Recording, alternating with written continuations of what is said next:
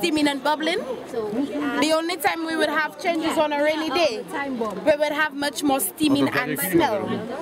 And at a high tide of full moon, because of the gravitational pull, the water shoots up like a geyser or a geyser. The water in there is all black because of a chemical reaction of iron and sulfur, which formulates iron sulfide.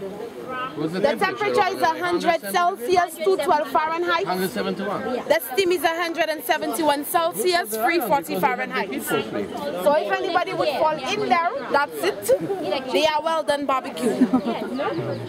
But before it was possible for persons to walk in that area, and visitors who came here would boil eggs, potatoes, cook fish. But there was an incident with a tour guide about 25 years ago, and his name is Gabriel.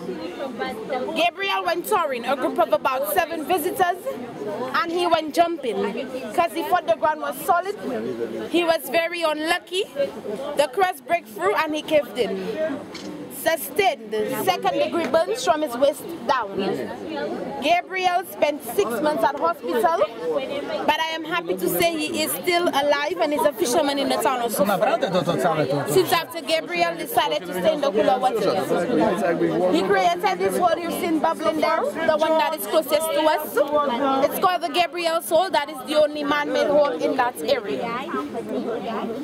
Do you have any questions? This isn't active though, right? They wouldn't consider it active? Well, no, it's not active, it's just sleeping. Now the different colors on the rocks there, they all represent mineral deposits. The greenish yellow to the right, that is sulfur. The only mineral